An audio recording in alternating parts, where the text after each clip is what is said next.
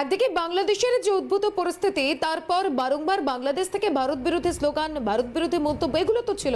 তবে এবার কোথাও গিয়ে যেন যুদ্ধের প্রস্তুতি চলছে বাংলাদেশে। তার কারণ রবিবার বাংলাদেশ সেনার ৫৫ ডিভিশনের যে যুদ্ধের মহড়া ছিল, সেই মহড়াতে অন্তর্বর্তী সরকারের প্রধান উপদেষ্টা তিনি উপস্থিত ছিলেন এবং কোথাও গিয়ে তার গতকালের মন্তব্য আরও একবার যেন যুদ্ধের উস্কানিকেই সাড়া দিচ্ছে। এই মুহূর্তে জিরো আওয়ারে আপনাদের সঙ্গে মাসুমা রয়েছে। মাসুমার সঙ্গে আমি তিথি রয়েছে। দেখুন, কথায় আছে ফাঁকা কলসির আওয়াজ বরাবরের জন্যই খানিক বেশি হয়। ঠিক যেভাবে অশিক্ষার আলোয় বুঁদ হয়ে থাকা মানুষের গলার জোর অনেক বেশি হয়, আজকে মাসুমা বোধহয় কোথাও একটা তা নিয়েই আমাদের আলোচনা এগিয়ে নিয়ে যেতে হবে। কারণ যাদের কথা আমরা বলছি তারা যে পরিস্থিতিতে দাঁড়িয়ে রয়েছে, অর্থাৎ সামরিক শক্তির দিক থেকে গ্লোবাল ফায়ার পাওয়ারের রিপোর্ট অনুযায়ী ৩৭তম দেশ বাংলাদেশ, যাদের রিপোর্টে 4th পজিশনে ভারত।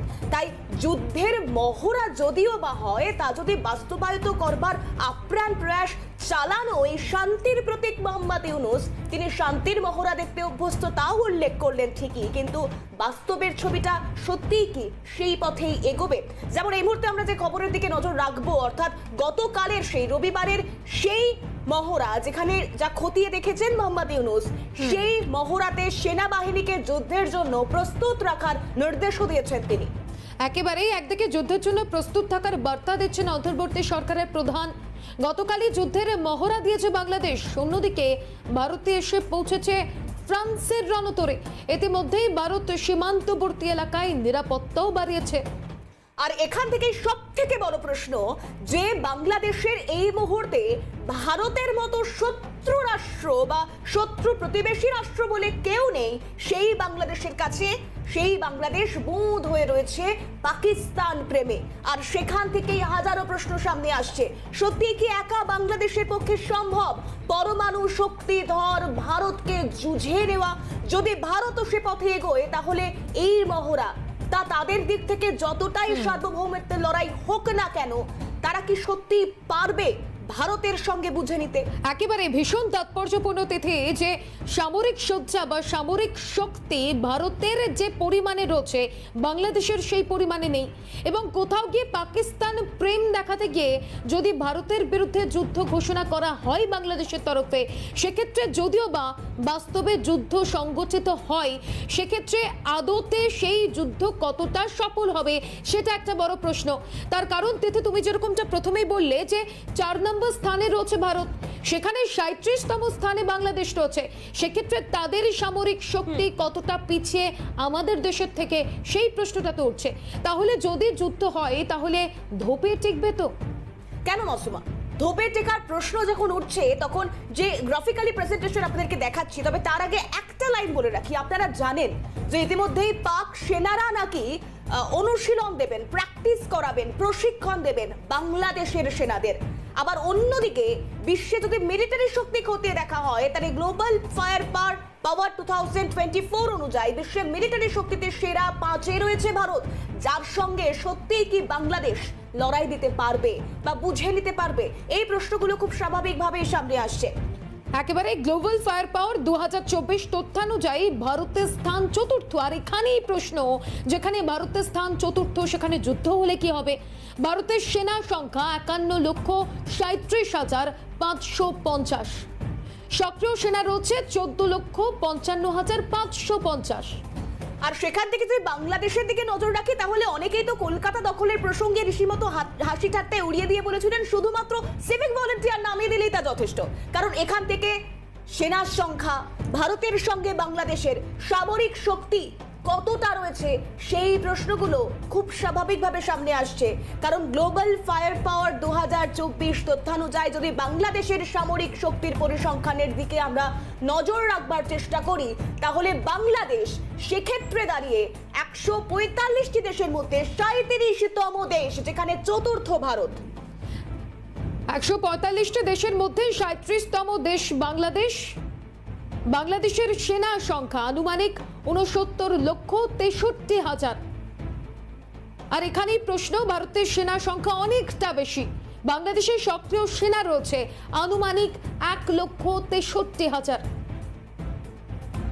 বাংলাদেশে কোনো রিজার্ভ সেনা নেই এমনটাও কিন্তু তথ্য জানা যাচ্ছে, এবং এক্ষেত্রে একাধিক প্রশ্ন যে যদি ভারত বাংলাদেশের যুদ্ধ হয় সেক্ষেত্রে কি হবে।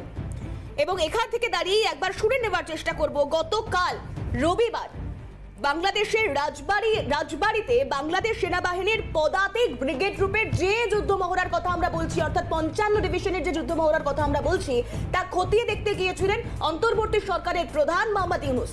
তিনি উল্লেখ করেছেন তিনি শান্তিপ্রিয়, তিনি শান্তিকামী, তাই তিনি শান্তির মহড়া পছন্দ করলে যে মহড়া হচ্ছে তা বাস্তব না হলেও বাস্তবের সৃষ্টি প্রস্তুতি হয় এখান থেকেই। ঠিক কি বলেছিলেন মোহাম্মদ ইউনূস, শোনাই আপনাদের। আমরা দেখলাম যুদ্ধের মহড়া অত্যন্ত সুপরিকল্পিতভাবে এবং সুন্দরভাবে এটা আয়োজন করা এবং সেটা বাস্তবায়ন করার জন্য যারা এটাতে অংশগ্রহণ করেছে তাদের সবাইকে অভিনন্দন জানাচ্ছি। কত সুন্দরভাবে একটা যুদ্ধ পরিচালনা করা যায়, কত সাহসের সঙ্গে এগিয়ে যাওয়া যায়। যদিও এটা বাস্তব নয়, এটা মহড়া মাত্র। তো এই মহড়া থেকেই বাস্তবের সৃষ্টি, প্রস্তুতি, যাতে প্রকৃত যুদ্ধে আমরা সফলভাবে বিজয়ী হয়ে আসতে পারি। আমরা সিনেমার পর্দায় যুদ্ধ দেখি, সবসময় সম্মুখ যুদ্ধ দেখি, ইতিহাসের বহু বড় বড় যুদ্ধ সিনেমার পর্দায় দেখি। প্রথম মহাযুদ্ধ, দ্বিতীয় মহাযুদ্ধের একেবারে প্রকৃত ছবিগুলো দেখি। নানা ব্যাটল, কিভাবে ব্যাটলগুলো যুদ্ধে তারা শত্রুর সম্মুখীন হয়েছে সেই দৃশ্য দেখি। অনেকগুলো আমাদের স্মৃতিতে অমর হয়ে থাকে, সারা পৃথিবীর স্মৃতিতে অমর হয়ে থাকে তাদের বীরত্বের জন্য, তাদের সাহসের জন্য।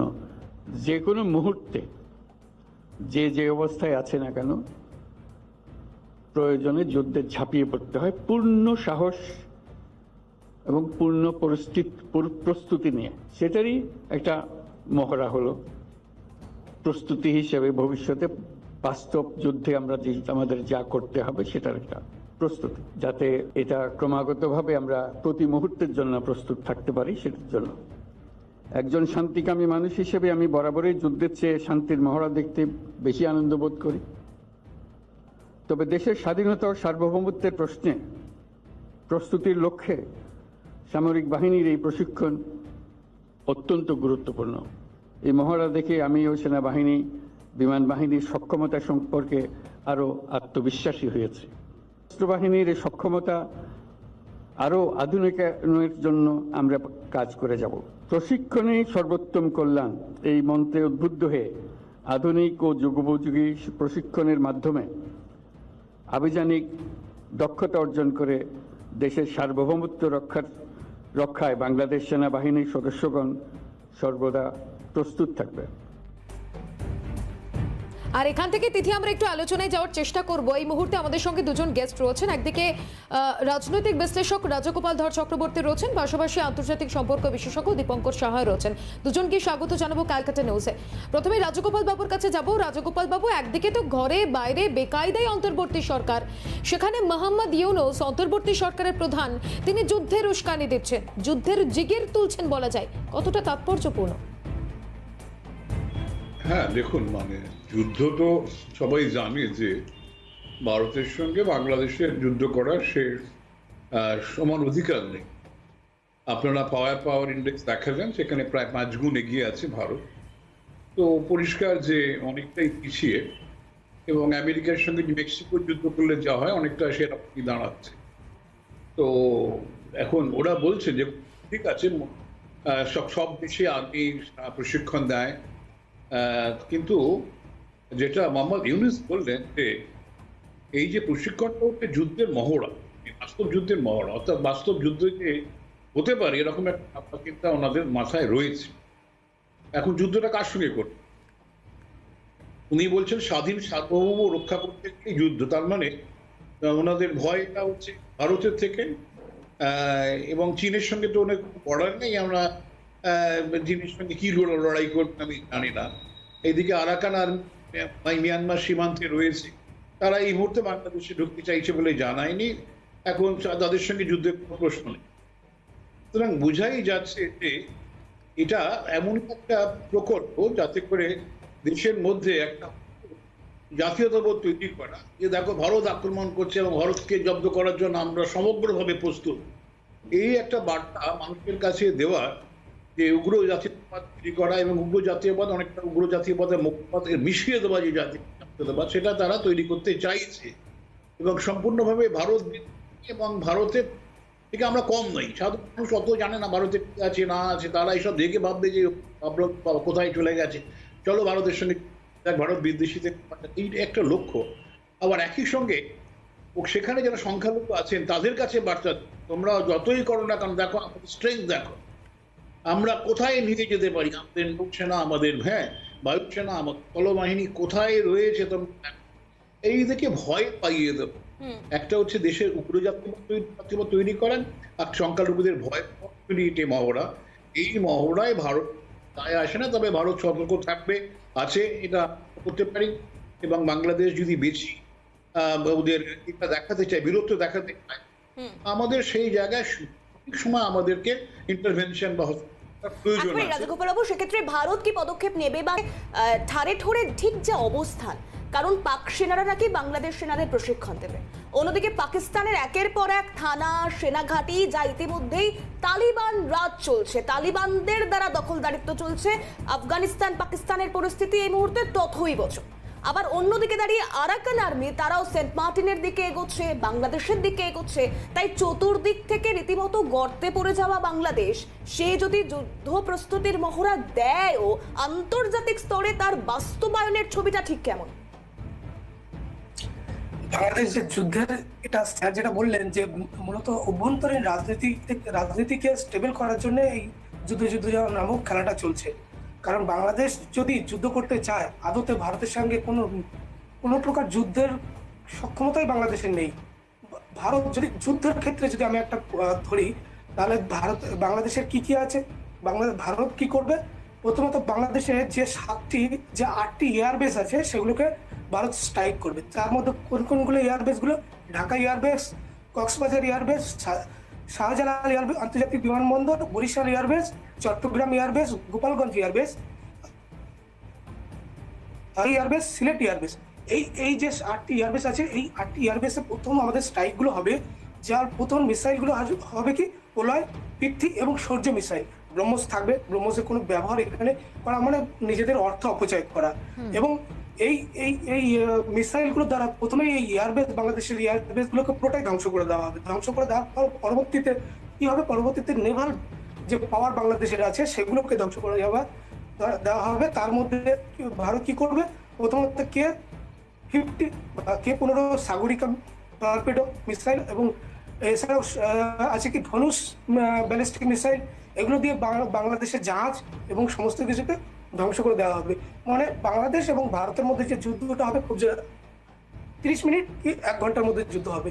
এবং বাংলাদেশ যে চাইছে যে যুদ্ধের যে ভাব, বা পাকিস্তান বাংলাদেশ মনে করছে পাকিস্তান সাহায্য করবে বাংলাদেশকে, সেটা একটা অনেক কল্পনা। কারণ পাকিস্তান বর্তমানে যে পরিস্থিতিতে আছে, সে নিজের অভ্যন্তরীণ যুদ্ধ এবং আফগানিস্তানে করে উঠতে পারছে না। প্রতিনিয়ত পাকিস্তানি সেনারা তালিবানদের হাতে মৃত্যুবরণ করছে। তো সে তার অভ্যন্তরীণ নিরাপত্তাকে নিয়ে বাংলাদেশকে সাহায্য করবে। এবং বাংলাদেশকে কি দিয়ে সাহায্য করবে? গোলাবারুদ বা মিসাইল তো দিতে পারবে না, কারণ আন্তর্জাতিক যে নিয়মগুলো আছে তার 300 কিলোমিটার নিচে মিসাইল দিতে পারবে না। তো সেক্ষেত্রে এই যে বাংলাদেশের অপশনটা কি আছে? অপশনটা মূলত এখানে ভারতের সাথে বন্ধুত্বপূর্ণ সম্পর্ক তৈরি করতে হবে। এই যে যুদ্ধের যে মহড়া চলছে বা দেখাতে চাইছে যে যুদ্ধ করবো ভারতের সাথে, এগুলো বন্ধ করে বাংলাদেশকে এখন মূলত বাংলাদেশের প্রচেষ্টা হওয়া উচিত ভারতের সাথে সম্পর্ক কিভাবে ভালো করার। তা না করে যে এই যে খেলাটা খেলেছে, যে অভ্যন্তরীণ রাজনীতিতে ইউনুস যাতে বহুদিন ধরে ক্ষমতায় টিকে থাকতে পারে, এই খেলাটা বন্ধ করে একেবারে এই খেলাটার কথা আপনি বলছেন এবং অত্যন্ত তাৎপর্যপূর্ণ। তার কারণ দীপঙ্কর বাবু যে বিষয়টা বললেন, যে খুব স্বল্প সময়ের একটা যুদ্ধ হতে পারে, তার কারণ ভারতের যে শক্তি সেক্ষেত্রে বাংলাদেশের শক্তি অনেকটাই দুর্বল বলা যায়। এখান থেকে রাজগোপাল বাবুর কাছে যাব। রাজগোপাল বাবু, একদিকে এই যে ইউনুসের যুদ্ধের জিগির তোলা, অন্যদিকে তাদের নতুন বন্ধু অর্থাৎ পাকিস্তানের কথা বলছি, পাকিস্তানকে খুশি করতেই কি এই যুদ্ধ খেলা? না, পাকিস্তানকে খুশি করার ব্যাপারটা নেই। ওরা হয়তো ভাবছে যে পড়লে পাকিস্তানের কাছ থেকে অনেকে কেউ বলেছেন, আমি অবাক লাগলো শুনে, যে নিউক্লিয়ার মানে ম্যাটেরিয়ালস, যুদ্ধের সামগ্রী পাকিস্তান নাকি দেবে। কিন্তু যারা বলছেন তারা খবরই রাখে না। বাংলাদেশ যে কোন ধরনের যে আণবিক শক্তি ব্যবহার করতে পারবে না এই সংক্রান্ত যাবতীয় আন্তর্জাতিক চুক্তি আছে সেগুলোতে সই করেছে এবং দেশে তারা সেটা দেশের আইনও পাল্টেছে। বাংলাদেশ এখন কোনোভাবেই অন্য দেশ থেকে আণবিক শক্তি নেওয়া, আণবিক অস্ত্র নেওয়ার কোনো জায়গাই নেই। সুতরাং ব্যাপারটা মানে পাকিস্তান যুদ্ধ করবে বা পাকিস্তানকে সন্তুষ্ট করার তো ব্যাপার নেই। আইএসআই চাইছে বাংলাদেশের মধ্য দিয়ে কাশ্মীরে কিছুটা বন্ধ হয়েছে। দীপঙ্কর সুন্দর ব্যাখ্যা করেছে, খুব ভালো লাগলো ওনার শুনে। যাই হোক, এখন হচ্ছে যে যদি পাঠিয়ে দেওয়া যায় আপনার উগ্রবাদীদের, এখন মানে পশ্চিমবঙ্গে যে সমস্ত সুরক্ষাহীন এলাকা আছে, বর্ডার সীমান্ত আছে, সেই অঞ্চল পাঠিয়ে দেওয়া যায়। রাজগোপাল, আমি একটু বিরত করছি। স্বভাবতই পরিস্থিতি বলে বা কথাতেই আছে যে দুর্জন সৎ বন্ধুর থেকে স্বজন ভালো বা শত্রু ভালো, এবং সেখান থেকে দাঁড়িয়ে কোথাও একটা পাকিস্তানের ভূমিকা বরাবর, যখন 1971-এ বাংলাদেশের সঙ্গে যুদ্ধ হলো, বা পাকিস্তান ভারত সম্পর্ক বা চীন পাকিস্তান সম্পর্ক, এবং সমস্ত ক্ষেত্রে ফের বাংলাদেশের সঙ্গে পাকিস্তানের বন্ধুত্বপূর্ণ সম্পর্ক তৈরি হওয়ার আন্তরিক একটি প্রয়াস মোহাম্মদ ইউনূস চাইছেন, স্বাগত জানাচ্ছেন। পাকিস্তান থেকে জাহাজ ভিড়ছে চট্টগ্রামে, নোঙর করছে যে জাহাজ তাতে অস্ত্র থাকতে পারে, সেই প্রসঙ্গ উত্থাপন করেছে আওয়ামী লীগ। তাহলে কোথাও একটা পাকিস্তান কি আদৌ কারোর বন্ধু হতে পারে, নাকি সব ক্ষেত্রে সকলকে বোরে হিসেবে কাজ করার মোহাম্মদ ইউনূস এখন সেই বোরেরই একটা চাল মাত্র? না দেখুন, আমি ছোট্ট মানে কি আছে জাহাজে না আছে সব তো জানা যায়নি। অনেকেও বলছে অস্ত্র আছে, আছে না আছে। আমি জাস্ট বলি, পাকিস্তানের যে পাকিস্তানের সঙ্গে বাংলাদেশের এক্সপোর্ট ইম্পোর্ট যদি যোগ করেন, সেটা গিয়ে দাঁড়ায় মানে $1 বিলিয়ন অনেক, $100 মিলিয়ন মতন। আমরা কেবল বাংলাদেশ থেকে $2 বিলিয়ন, বাংলাদেশ $2 বিলিয়ন কিনি এবং $16 বিলিয়ন বিক্রি করি। চীন কেনে মাত্র $1 বিলিয়ন। বুঝতে পারছেন? ওরা যদি, যেটা সুন্দরভাবে ব্যাখ্যা করছে, যে বাংলাদেশ যদি ভারতের সঙ্গে বন্ধুত্ব রাখে, এটা ওদেরই লাভ। আমাদের বুঝেছেন, আমরা আরেক মার্কেট দখল নিতে পারি। ভারতবর্ষের আন্তর্জাতিক পরিচিতি, আমাদের বাংলাদেশের মার্কেট দরকার নেই, আমরা অন্য জায়গায় চলে যেতে পারবো। খেয়াল রাখতে হবে যে আমাদের, আমরা যেভাবে ভারতের সঙ্গে খুব দ্রুত বাণিজ্য করতে পারি, তো যদি বাংলাদেশ পাকিস্তান থেকে বাণিজ্য করতে 16 দিন লাগবে, চীন থেকে জিনিস আনতে কত দিন লাগবে? এই জায়গায় দাঁড়িয়ে খরচা বাড়বে, সবকিছুই বাড়বে। এইগুলোর কোনো বাস্তব ভিত্তি নেই যে হাতের কাছে যে জিনিসটা আছে তাকে ফেলে দিয়ে আমরা কিছু করি। কি করেছি আমরা? আমি বাংলাদেশের বন্ধুদের জিজ্ঞেস করতে চাই যে ভারত কি করেছে তোমরা বলো। তোমরা খালি মনে করছো, অনুমান করছো, একটা চাইনিজ ন্যারেটিভ তোমাদের কাছে আছে যে ভারত বুঝি তোমাদের নষ্ট করে দিয়েছে, ভারত বুঝি তোমাদের সেই হ্যাঁ জোর করে তোমাদের দেশকে স্বাধীন করেছে। এই ধরনের ন্যারেটিভ তুলে এসো, বন্ধুত্ব রাখো। সত্যি কথা, খুব সুন্দর দীপঙ্কর বলে, বন্ধুত্ব রাখো। তাহলে ভারত কিন্তু বলছে না আমরা লড়াই করবো, আমাদের কোনো ধরনের জবাব নেই। ওরা আমাদের ফরেন সেক্রেটারিকে ডেকেছে, আমাদের ফরেন সেক্রেটারি গেছে, ওরা আমাদের দূতাবাসের হাই কমিশনারকে ডেকেছে, গেছে, বাধা দেয়নি। ওরা ওদের রিকল করেছে আমাদের বিভিন্ন জায়গা থেকে দূতাবাস কর্মীদের। আমরা কিন্তু পাল্টা অ্যাকশন নিই। আমরা মনে করছি যে বাংলাদেশকে একটু সময় দাও। রাজগোপাল বাবু, এরপরেও বৈষম্য বিরোধী ছাত্র আন্দোলনের যারা আগাগোড়া ছিলেন জড়িয়ে, যারা এখন প্রাক্তন হলেও প্রাক্তন সমন্বয়ক বা শুরু করে একাধিক নেতৃত্ব, তারা বলছেন 1971-এ ভারত লড়াই করেছিল শুধুমাত্র 7 সিস্টার্সকে নিজেদের দখলে রাখবার জন্য, নিজেদের করে রাখবার জন্য। গতকালও সেই প্রতিক্রিয়া আমরা শুনিয়েছি। আমি দুজনকেই সঙ্গে থাকবার জন্য অনুরোধ করব, কারণ এই মুহূর্তে 0 আওয়ারে মাসুমা একটা বিরতির। একেবারে সরাসরি আমরা আলোচনায় যাব। এখান থেকে দীপঙ্কর বাবুর কাছে যাব, যে বিষয়টা আমরা এর আগেও বলছিলাম যে ভারত বাংলাদেশের যে সম্পর্ক, একটা বন্ধুত্বপূর্ণ সম্পর্ক ছিল, কোথাও গিয়ে এই অন্তর্বর্তী সরকার আসার পর সেই সম্পর্কে ছেদ পড়েছে। অন্যদিকে এই যুদ্ধের উস্কানি বারংবার শোনা যাচ্ছে। সেক্ষেত্রে যদি যুদ্ধ হয়, দীপঙ্কর বাবু আপনি কিছুক্ষণ আগেই বললেন যে খুব স্বল্প সময়ের একটা যুদ্ধ হবে, তো ভারতের ভূমিকা কি হবে? তার কারণ ভারত কিন্তু পাল্টা প্রত্যাঘাত করেনি একবারও। ভারত কিন্তু নিজের ভূমিকায় নিজের যে জায়গা রয়েছে সেই জায়গাতেই কিন্তু এখনো পর্যন্ত স্থির রয়েছে। সেক্ষেত্রে যদি বাংলাদেশ যুদ্ধ করতে আগে এগিয়ে আসে সেক্ষেত্রে ভারতের কি ভূমিকা হতে পারে? ভারত কি করবে? ভারত সরাসরি আক্রমণ করবে। কারণ যদি বাংলাদেশ ভারতের উপর যুদ্ধটা চালিয়ে দেয় বা চাপিয়ে দেয়, সেক্ষেত্রে ভারতের কাছে তো অপশন কিছু নেই, কোনো অপশনই থাকবে না। এমন এই যে চীন এবং পাকিস্তান এবং আমেরিকার যে জোটের মাধ্যমে যে বাংলাদেশকে একটা অরাজক অবস্থার মধ্যে সৃষ্টি করা হয়েছে এবং ভারতের বিরুদ্ধে যে যুদ্ধ চাপানোর যে খেলাটা চলছে, এটা যদি বাংলাদেশ ভারতের বিরুদ্ধে চাপিয়ে দেয়, যদি ইউনিস মনে করেন যে সে ক্ষমতায় দীর্ঘদিন থাকবে এবং তার পরিপ্রেক্ষিতে ভারতের সাথে যুদ্ধ করাটা এবং যুদ্ধের ভাব তৈরি করাটা একটা গুরুত্বপূর্ণ। কারণ সে না, এটা যদি না হয় তাহলে তাকে নির্বাচন করতে হবে। নির্বাচন করতে গেলে যে গ্রাউন্ড স্তরের যে কর্মী বা যে একটা সংগঠন দরকার, সেই সংগঠন জামাত বা এই ছাত্র শিবিরে নেই, তাহলে সেক্ষেত্রে তো তারা বলে হারবে বিএনপির কাছে। এবং বিএনপি জিতলে কি করবে? প্রথম কাজ হবে বিএনপির ভারতের সাথে সম্পর্ক ঠিক করা, এবং সর্বপ্রথম করবে। কারণ বিএনপি জানে ভারতকে রাগিয়ে বা ভারতের সাথে সম্পর্ক খারাপ করে কোনো দেশ বা বাংলাদেশের মতো দেশ ওই মানে কোনো আন্তর্জাতিক ক্ষেত্রে বা অর্থনৈতিক ক্ষেত্রে টিকতে পারবে না। কারণ একটা অঞ্চলের অর্থনৈতিক বৃদ্ধি আর একটা দেশের উপর নির্ভর করে। যদি ভারতের অর্থনৈতিক বৃদ্ধি না হতো তাহলে বাংলাদেশের অর্থনীতি কিন্তু এই জায়গায় আসতো না। তো সেক্ষেত্রে যদি বাংলাদেশকে অর্থনৈতিক প্রবৃদ্ধি করতে হয়, তাহলেও ভারতের সাথে সম্পর্ক রাখাটা অত্যন্ত জরুরি এবং সবার আগে জরুরি। কারণ চীন বহু দূরে অবস্থান করছে, পাকিস্তান বহু দূরে অবস্থান করছে, এবং পাকিস্তানের ক্ষেত্রে কিছু দেওয়ার মতো বাংলাদেশকে কিছু নেই। কারণ যে চিনিটাও দেয় সেটাও ভারত থেকে। একেবারে দীপঙ্কর বাবু সঙ্গে থাকুন, একদম শেষ পর্বে আমরা চলে এসেছি। আমি রাজগোপাল বাবুর কাছে জাস্ট একটা প্রশ্নই রাখতে চাইবো, আজকের রাওয়ারের একদম শেষ প্রশ্ন বলা চলে। রাজগোপাল বাবু, এক কথায় ঢালহীন তলোহারহীন ইউনূসের অন্তর্বর্তী সরকার, তারা এই যে যুদ্ধ জিগিরের কথা আপনি বলছেন, যুদ্ধ খেলার একটা পরিস্থিতি তৈরি করছে, সংখ্যালঘু থেকে শুরু করে অন্যান্যদের কোথাও একটা নিজেদের মধ্যেই ভয় দেখানোর চেষ্টা চলছে, তাকে সেটাতেও কি সফল হবেন তারা? মানে আপাদমস্তক তো প্রশ্ন ভরপুর। না দেখুন, এই যুদ্ধ খেলা হলেই ভারত আক্রমণ এই করেই পাকিস্তানের যারা মিলিটারি তারা কিন্তু টিকে আছে আজ পর্যন্ত। যুদ্ধ হবে, কারণে যুদ্ধ তো সাধারণ মানুষ লড়তে পারবে না, কারণ আমাদেরই রাখতে হবে। সুতরাং এই বার্তা পাকিস্তানে দিয়েছে, গণতন্ত্র ডেভেলপ করতে পারিনি। এখন বাংলাদেশের মুশকিলটা হচ্ছে যে সেখানে একটা গণতন্ত্র আছে, এবং আমার সবচেয়ে যেটা মানে আমাদের ভাবনার জায়গা, আমার সবচেয়ে আনন্দের জায়গা, বাংলাদেশের মেয়েরা অনেক বেশি শিক্ষিত। বুঝেছেন, ভারতবর্ষ থেকেও সেখানকার মেয়েরা অনেক বেশি শিক্ষিত, মানে এনরোলমেন্টের ছেলেদের এনরোলমেন্ট বেশি, সেখানকার ম্যাটারনাল মর্টালিটি কম, ফার্টালিটি রেট কম। তারপরে সামাজিক দিক থেকে যেভাবে বাংলাদেশ এগিয়ে আছে এবং মেয়েদের এই যে শিক্ষার হার যেটা বেড়েছে তা নানানভাবে প্রকাশ পেয়েছে।